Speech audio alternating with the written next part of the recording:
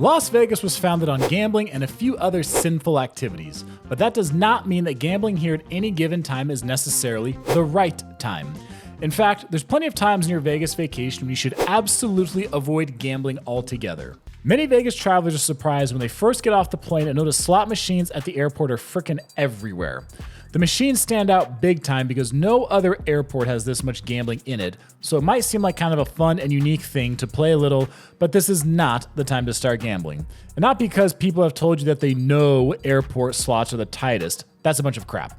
But the risk here is that your excited mood can cloud your judgment, leading to a bad decision that costs you money before you've even made it to your hotel. You've only been in Vegas for 15 minutes and you've already lost money and are in a bad mood.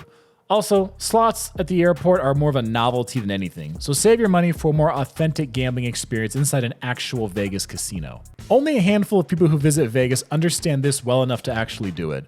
You always hear people talking about setting a loss limit, knowing when to walk away when things aren't going your way.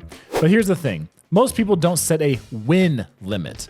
But that's exactly how so many people end up saying, yeah, I was up big, but then I gave it all back to the casino. A win limit doesn't mean you have to stop gambling entirely, but it's smart to set one for each machine, each session, or even for the day. Because the truth is that it's a much better story to go home and say, I took $5,000 to Vegas and left with $11,000, instead of saying I was up big, but then I lost it all.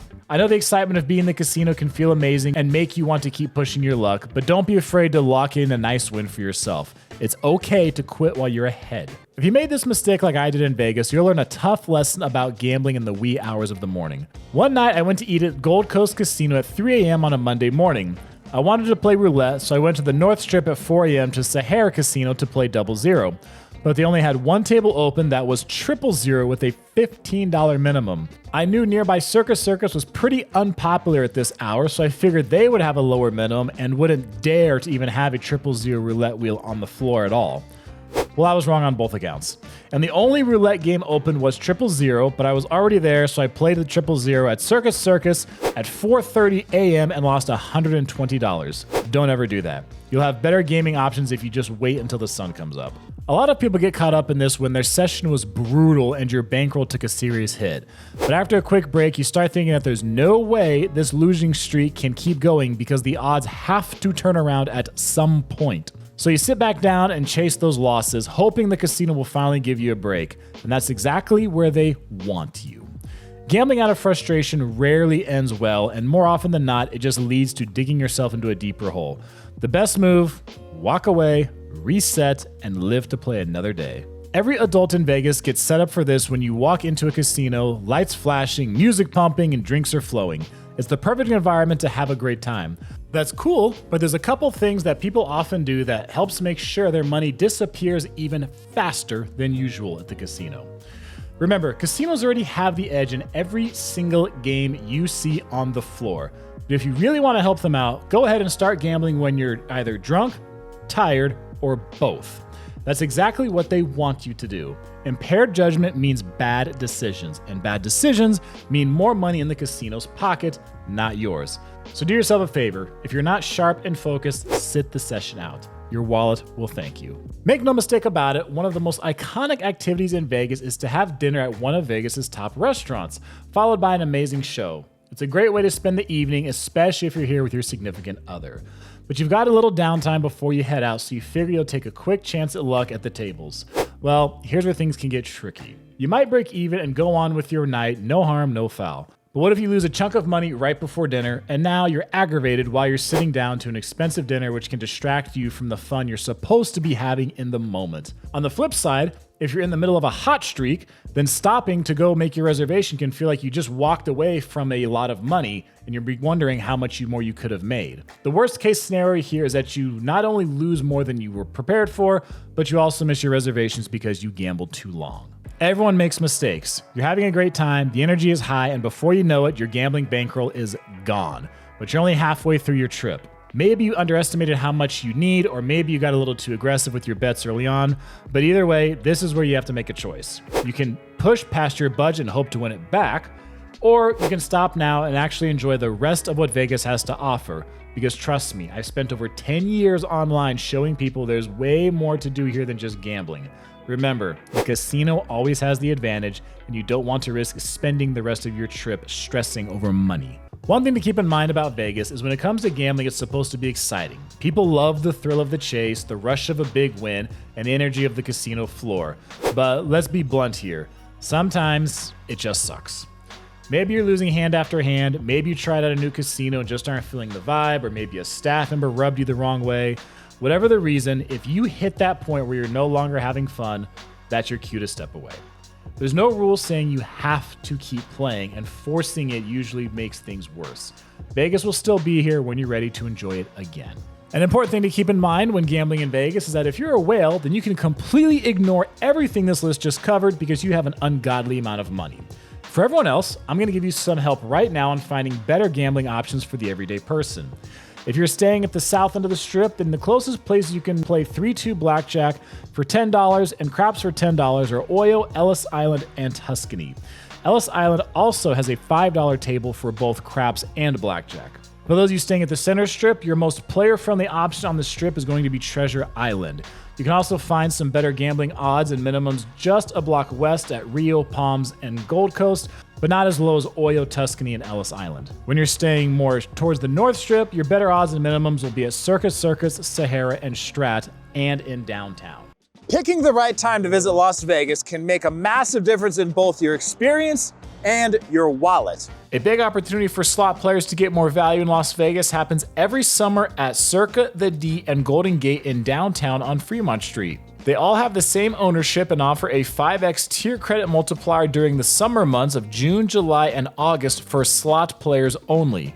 They also often do a 3x tier credit multiplier during the holiday season as well. One lesser known secret to getting free stuff in Las Vegas is to visit during your birthday. There are numerous casinos who either give you free play for gambling or a dining credit for food and drink on your birthday. Ellis Island Casino gives you $10 in free play on the day of your birthday. The Palms Casino and Jerry's Nugget will give you $15 and $10 in free play respectively. The most generous birthday offer from a Vegas casino comes from the Sahara, who lets you spin a digital wheel at the rewards kiosk where you can earn free play or dining comp. I won $50 in dining credit for my birthday, which was more than enough to get me a free dinner for the evening. Sometimes in Vegas, you can get more value for your gambling dollar just by asking. For instance, I was at the Wynn one afternoon during the World Series of Poker when a blackjack dealer asked if I wanted to play, but every table had at least a $50 minimum. I wasn't interested in playing at all, but half-jokingly replied, "Not at that price."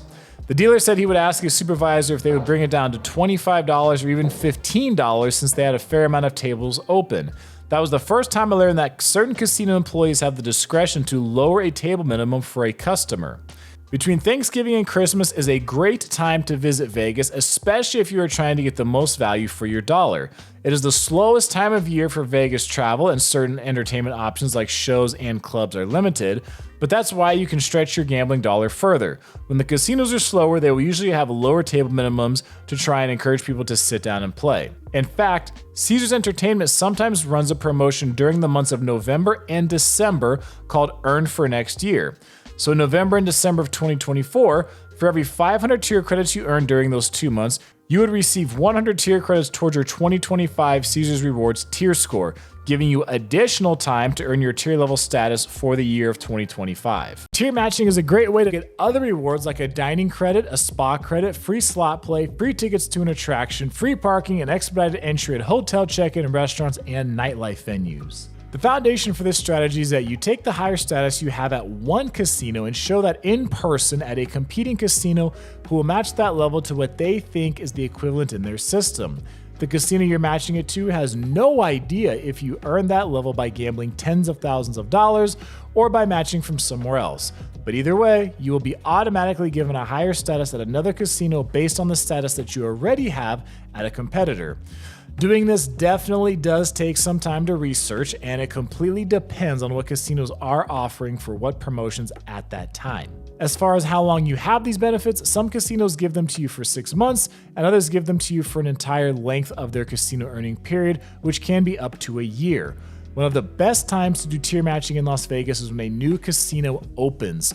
Palms and Mirage both offer tier matching when they changed ownership, while Resorts World and Fontainebleau both offer tier matching as well shortly after they opened.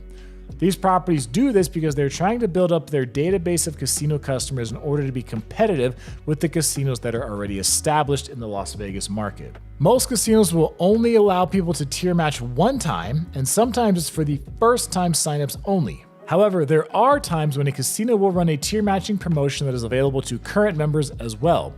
MGM Resorts and Wynn Resorts both did this in 2024 when they decided to offer tier matching to new and current members.